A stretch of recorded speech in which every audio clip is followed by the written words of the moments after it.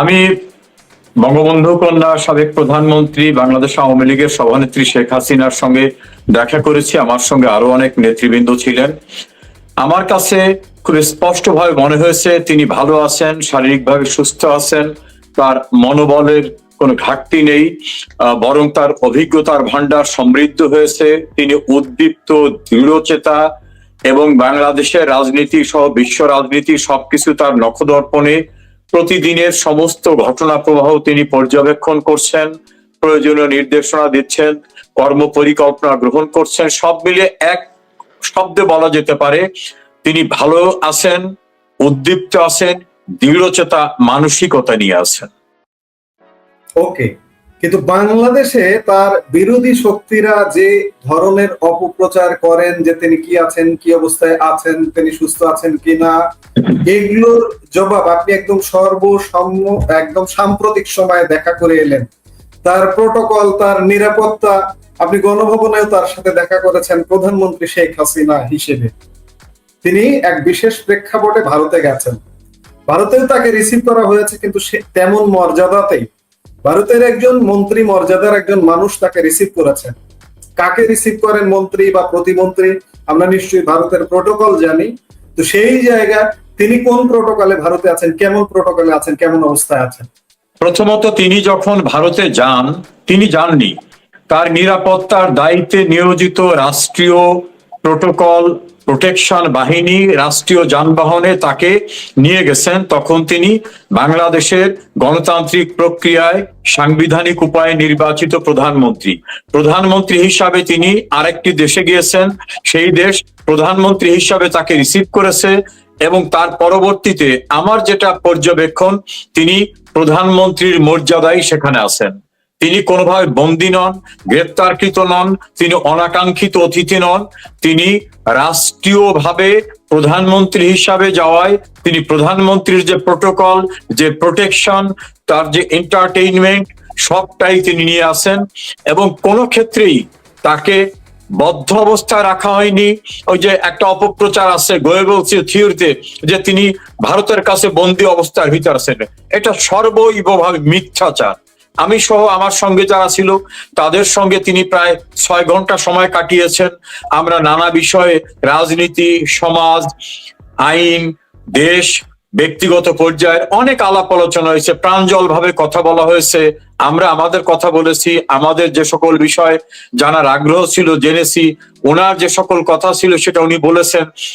এবং তার থাকার যে পরিসরটা, যেখানে তিনি আমাদের সঙ্গে দেখা করেছেন বা আমরা দেখা করার সুযোগ পেয়েছি, একেবারেই স্বাভাবিক অবস্থায় এবং ফিজিক্যালি মেন্টালি তাকে কোনোভাবে কোনো পরিবর্তন নেই।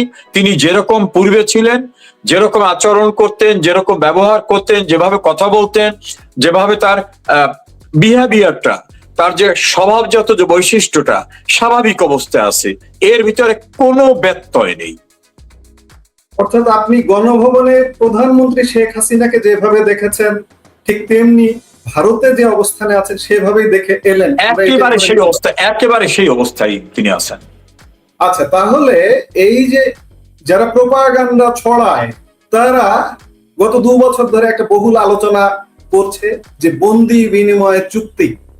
আপনি একজন ব্যারিস্টার, একজন অভিজ্ঞ আইনজ্ঞ হিসেবে এই বন্দি বিনিময় চুক্তি কার জন্য?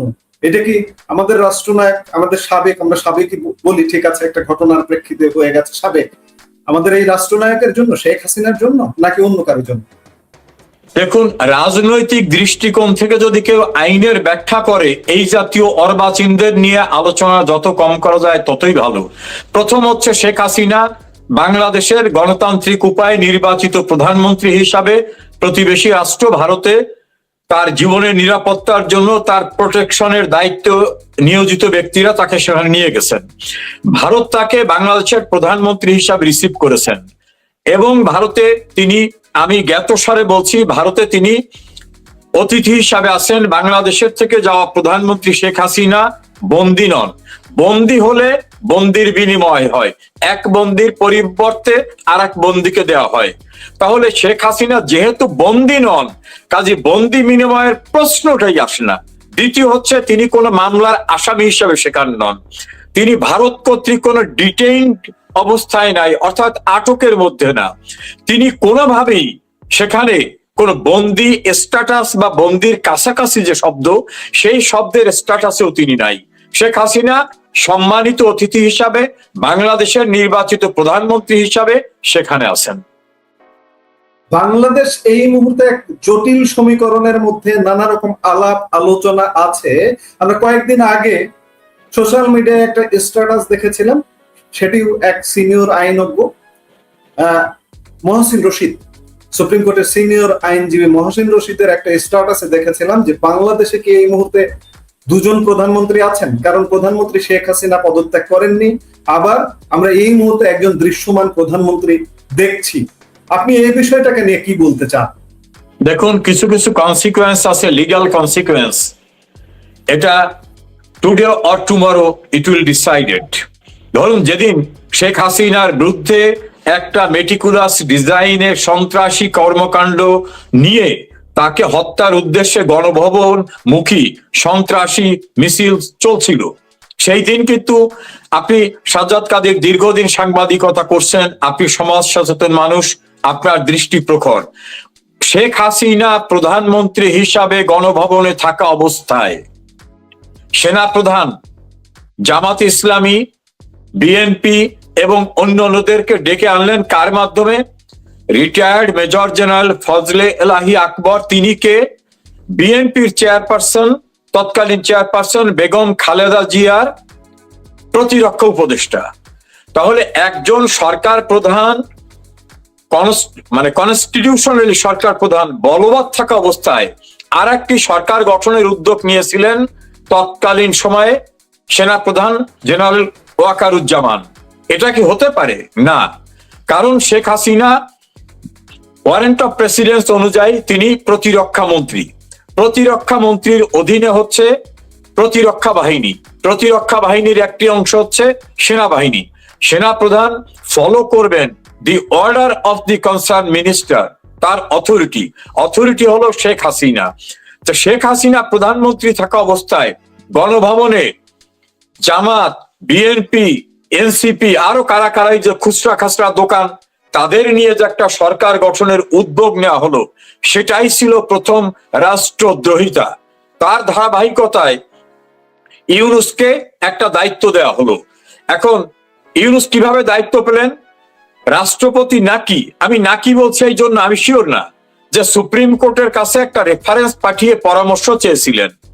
সুপ্রিম কোর্টের বিচারকরা তখন কেউ ক্যান্টনমেন্টে, কেউ বাসায়, কেউ হামলার মুখে, তারা নাকি একটা পরামর্শ দিয়েছেন যে সংবিধানে তো তত্ত্বাবধায়ক সরকার নেই, অন্তর্বর্তীকালীন সরকার ব্যবস্থা নাই, অর্থাৎ এটা তারা ওই তাদের ওপিনিয়নের ভিতর লিখছেন এই ব্যবস্থা নাই। শেষে যায় বলছেন জরুরি নির্বাহী কাজ সম্পাদন করার জন্য রাষ্ট্রপতি একজন প্রধান উপদেষ্টা এবং অন্যান্য উপদেষ্টা নিয়োগ দিতে পারেন, তারা জরুরি নির্বাহী কার্য সম্পাদন করবে। সাজ্জাদ কাদের মনে রাখবেন, সুপ্রিম কোর্ট কিন্তু বলেনি যে রাষ্ট্রপতি অন্তর্বর্তীকালীন সরকার গঠন করতে পারেন, এ কথা তারা বলে নাই।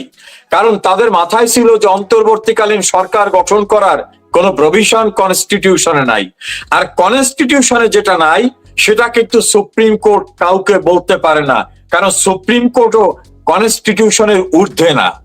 এই কারণে তারা জরুরি কাজ নির্বাহের জন্য একজন অ্যাডভাইজার, চিফ অ্যাডভাইজার নিয়োগ করতে বলেছেন। পরবর্তীতে দেখা গেল সেই চিফ অ্যাডভাইজার এবং অ্যাডভাইজারদের দিয়ে বলা হচ্ছে এরা অন্তর্বর্তীকালীন সরকার। তাহলে দুইটা সরকার হয়ে যায়। গভর্নমেন্ট ইন এক্সাইল যদি ধরে নি শেখ হাসিনা প্রাইম মিনিস্টার, অন্যদিকে ইউনূসকে যদি ধরে নি যে তিনি অন্তর্বর্তীকালীন সরকার, তাহলে বিদ্যমান সরকার দুটো হয়ে যায়। এই দুটো সরকার তো কনস্টিটিউশনালি পারমিটেড না। সেকেন্ড হচ্ছে, কনস্টিটিউশনে ওই অন্তর্বর্তীকালীন সরকার নামক কোন সরকারের বিধানই নাই। ফলে ইউনূসের আমলে যতদিন কার্যক্রম পরিচালিত হয়েছে, আমার প্রায় 40 বছরের আইন পেশার অভিজ্ঞতায় পাকিস্তান এবং বাংলাদেশের অনেকগুলো বিখ্যাত মামলা রায়ের আলোকে বলবো, ইউনূসের মেয়াদকালীন সময়টা ছিল সম্পূর্ণরূপে অবৈধ, কারণ ওই রকম কোন সরকার গঠন করার বিধান কনস্টিটিউশনে নাই। আর যদি কনস্টিটিউশনকে সাসপেন্ড করা হতো তাহলে নয় বলতে পারতেন যে সংবিধান নাই, আমরা নিজেদের মতো করে একটা নাম রাখলাম, তত্ত্বাবধায়ক বলি, অন্তর্বর্তীকালীন। সংবিধান যেহেতু বলবৎ আছে, কাজে you are not above the law. সংবিধানের আর্টিকেল 7 এবং আর্টিকেল 7 সাব আর্টিকেল 2 তে বলা হয়েছে যে জনগণের পরম অভিপ্রায়ের অভিব্যক্তি হচ্ছে এই সংবিধান, এবং এই সংবিধানের আইন হচ্ছে সবকিছুর ঊর্ধ্বে আইন। সংবিধানের 7-2 অনুচ্ছেদে বলা হয়েছে যে এই আইনের সঙ্গে যদি সাংঘর্ষিক কোনো আইন করা হয়, কোনো কিছু করা হয়, যতটুকু করা হবে ততটুকু অবৈধ। এখন সংবিধানের এই 7 এবং 7-2 অনুচ্ছেদে বলা হয়েছে সংবিধানে যা নাই তা যদি করা হয় তাহলে সেটা অবৈধ। তা সংবিধানে তো অন্তর্বর্তীকালীন সরকার ছিল না, তাহলে যেটা করা হয়েছে বিদ্যমান সংবিধানের আলোকেই সেটা ছিল অবৈধ। আর ইউনূস কর্তৃক যে নির্বাচন অনুষ্ঠান করা হয়েছে, এই অথরিটি ইউনূসকে তো আমার কনস্টিটিউশন দেয় নাই। নির্বাচন অনুষ্ঠান করবেন কে? যিনি করবেন তিনি তো ওই জায়গায় নাই। অনুষ্ঠান করার অথরিটি হিসাবে ইউনূসের কোন লিগ্যাল ক্যারেক্টার ছিল না। ফলে ইউনূস যদি কোনো নির্বাচন অনুষ্ঠান করেন তাহলে সেটাও ছিল অবৈধ। সেই অবৈধ নির্বাচনের যে ফলাফল সেটাও অবৈধ হবে। তাহলে ইউনূস সরকার অবৈধ, ইউনূসের করা নির্বাচন অবৈধ।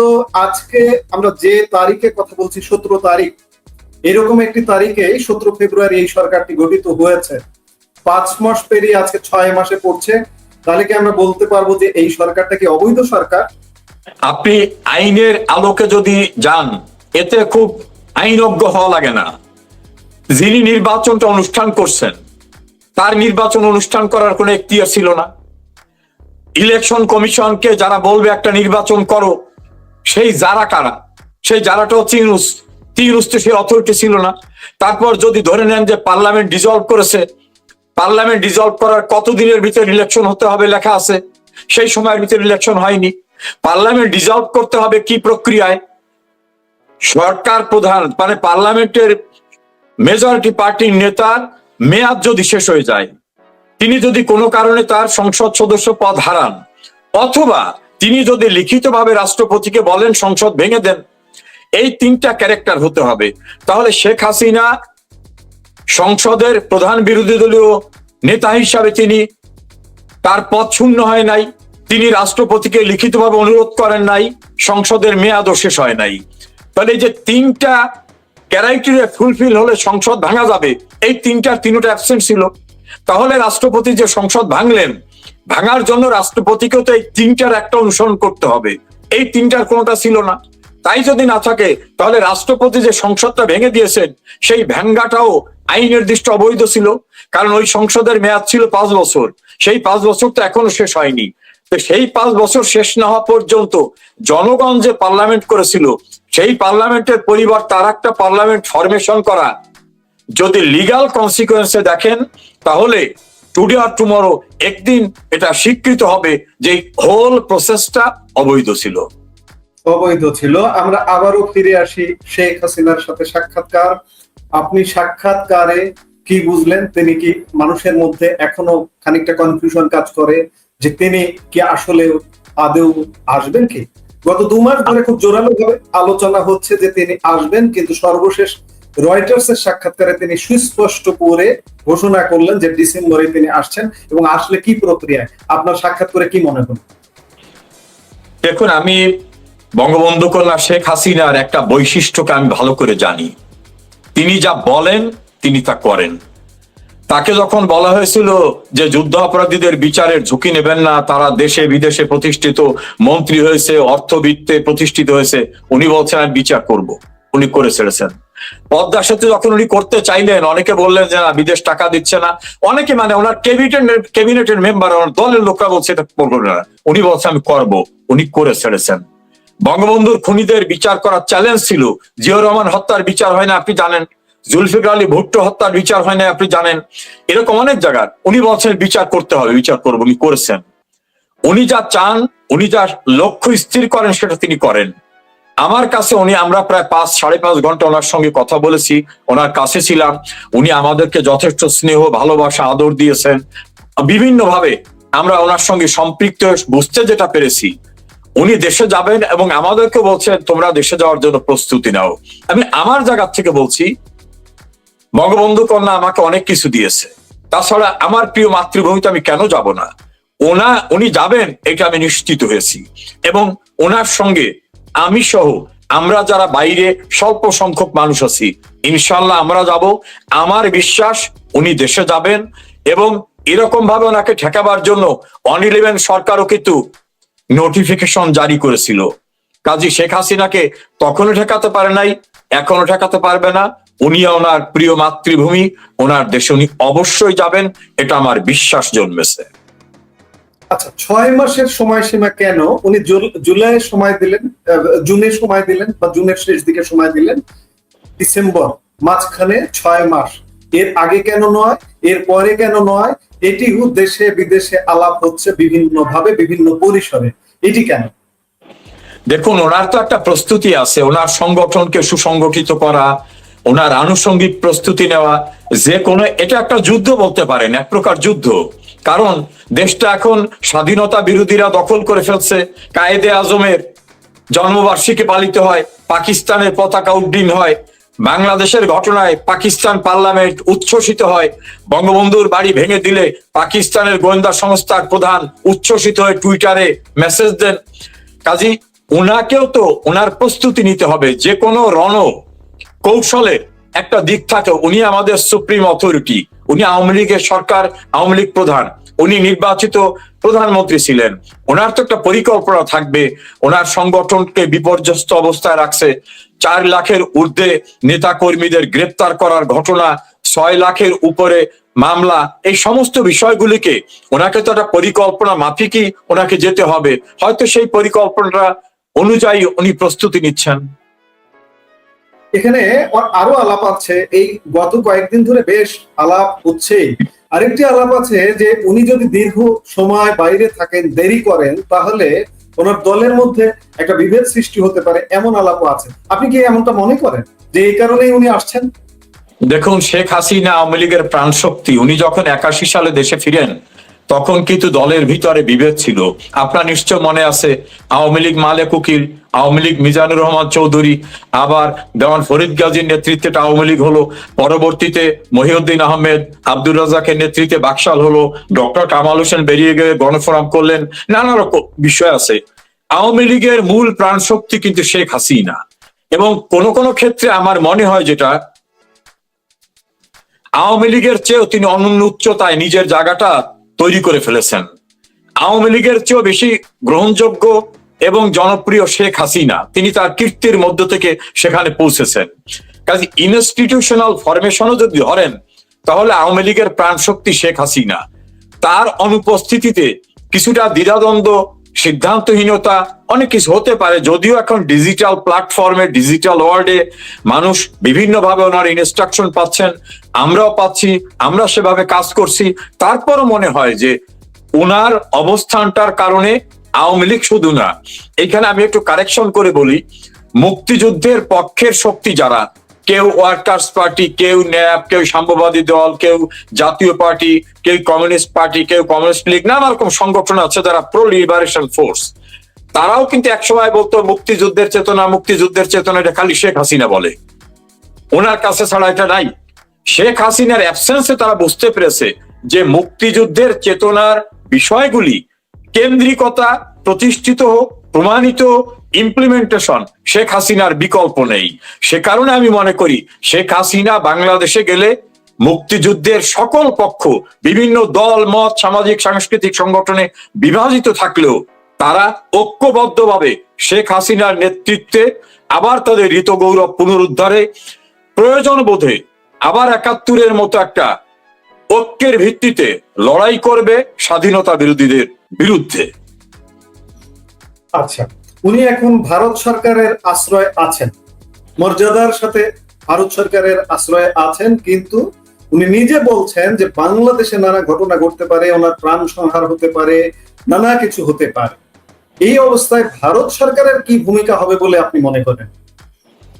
আমার মনে হয় যে ভারত সরকার তো আর বাংলাদেশে গিয়ে কাউকে নিরাপত্তা দেবে না। এটা আমার আমার আমি মনেও করি না যে বাংলাদেশে নিরাপত্তা দেবে।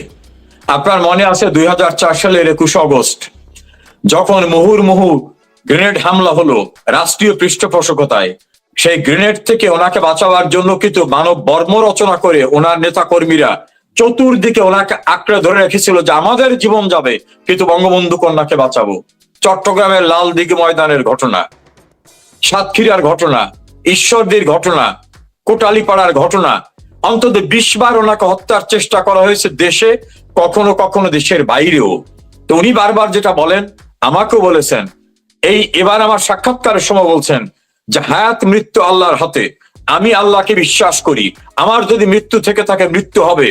আর একজন দলের কর্মী হিসাবে সাজ্জাদ কাদির, আমার মনে হয় বাংলাদেশের কোটি কোটি জনতা শেখ হাসিনার পাহারাদার, কোটি কোটি জনতা শেখ হাসিনার নিরাপত্তা রক্ষী, কোটি কোটি জনতা জীবন উৎসর্গ করে দিয়ে শেখ হাসিনাকে রক্ষা করবে।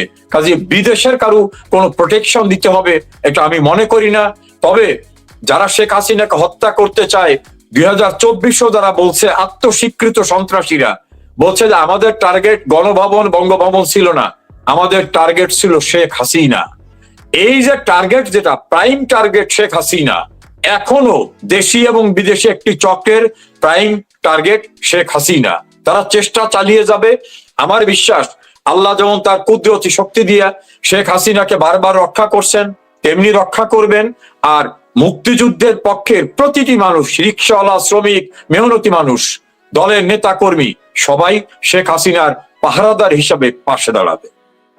আমি খানিকটা এই জায়গায় আরে একটু ঢুকতে চাই যে বন্দি বিনিময়, এই যে এরা যে বলে বর্তমান যে বিদ্যুটে সরকার ব্যবস্থা, আমরা দুইটা সরকার দেখছি, যে বন্দি বিনিময়ের ক্ষেত্রে যে কোনো বন্দির যদি প্রাণ সংহারের সমস্যা থাকে কোন দেশে, সেখানেও কিন্তু সেই দেশ মনে হয় পাঠাতে চায় না বা করতে চায় না। সেক্ষেত্রে শেখ হাসিনা তো মর্যাদাবান একজন মানুষ ভারতে, এখানে জানা যাচ্ছে শেখ হাসিনা নিজে মুখে বলছেন যে এখানে প্রাণ সংহার হতে পারে, ভারত কি তাকে এই অবস্থায় পাঠাবে? আমি এই অ্যাঙ্গেল থেকে বলতে চাই, এই অ্যাঙ্গেল থেকে দেখতে চাই, আপনি এর ব্যাপারে কি বলবেন? না, এটা হলো, আমি আপনার সঙ্গে একটু বিনয়ের সঙ্গে ডিফার করি। শব্দটা হলো বন্দি বিনিময়, শেখ হাসিনা বন্দি না। না, বন্দি না হলে এটা আসবে কেন? হ্যাঁ, এই শব্দটাই কেন আসবে? নাম্বার 2 হচ্ছে শেখ হাসিনার প্রাণ সংহারের জন্য চেষ্টা তো অব্যাহত ভাবে আছে। এখনো তো বাংলাদেশে জুলাই সন্ত্রাসীরা বলতেছেন শেখ হাসিনা আসুক, আমরা ফাঁসির রোজু রেডি করে রাখছি, ফাঁসি তো ঝুলাবো, কত নোংরা কথা বলছেন। কাজে রাষ্ট্রীয় পৃষ্ঠপোষকতায় থাকা ব্যক্তিরাই বলতেছে শেখ হাসিনাকে দেশে পেলে তারা মেরে ফেলবে। কাজে তারা প্রাণ সংহারের যে চেষ্টা থাকবে, এটা তারা কিন্তু টেলিভিশনে, ইউটিউবে ইন্টারভিউ দিয়ে বলছেন যে আমাদের টার্গেট ছিল শেখ হাসিনা। এখনো তারা তাকে মেরে ফেলার চেষ্টা করবে। তবে বাংলাদেশের পলিটিক্যাল সিনারিও আনপ্রেডিক্টেবল এই জন্য বলছি, বিএনপি বলছিল 50 বছরে আওয়ামী লীগ ক্ষমতায় আসবে না, আওয়ামী লীগ ক্ষমতা এসেছে। 91-তে আওয়ামী লীগ গভর্নমেন্ট ফর্ম করবে এরকম পারসেপশন করতে পারে নাই। 2014-তে একটা ডিসপিউটেড নির্বাচনের পর আওয়ামী লীগ গভর্নমেন্ট কন্টিনিউ করতে পারবে কিনা কনফিউশন ছিল, করেছে। 2024-এর নির্বাচনে, কন্টেস্টিং নির্বাচনে আওয়ামী লীগ গভর্নমেন্ট ফর্ম করলো, গভর্নমেন্ট টিকতে পারলো না, সন্ত্রাসী পরিকল্পনায় তাকে সরিয়ে দেওয়া হলো। কাজী ম্যান প্রপোজ গড ডিসপোজ। বাংলাদেশে কখন কি হবে কেউ বলতে পারে না। আমি সুনির্দিষ্টভাবে বললাম না, যারা ওনাকে ফাঁসির রজ্জু পরাতে চায়, যেমন পাকিস্তানের জুলফিকার আলী ভুট্টো কনস্পিরেসি করে ইয়াহিয়া টিক্কা খানের মাধ্যমে শেখ মুজিবকে মৃত্যুদণ্ডের রায় দিয়ে তার ফাঁসি কার্যকর করতে চেয়েছিল। আমরা দেখলাম কি, যিনি ফাঁসি দিতে চেয়েছিলেন, ফাঁসির রায় কিন্তু তারটাই কার্যকর হয়েছে। কখন কি হয় বলা যায় না। জোয়ার ভাটার বাংলাদেশ, আমরা এটি বলতে পারি। আপনারা যারা নেতা আছেন তাদের ভূমিকা, আপনি খানিক আগে বললেন যে আপনারাও প্রস্তুতি নিচ্ছেন, আপনারা কি সবাই আসলে কি আসবেন? সবাই কি পাওয়া যাবে? সোশ্যাল মিডিয়ায় নানা রকম আলাপ আলোচনা হচ্ছে, চায়ের আড্ডায় আলোচনা হচ্ছে যে আওয়ামী লীগের অনেক নেতা যাদের বিদেশে সম্পদও আছে, অনেকের সম্পদের পাহাড়ও আছে, সেই পাহাড় পর্বত ছেড়ে কি দেশে আসবে? সবাই আসবে? আপনি কি বলবেন?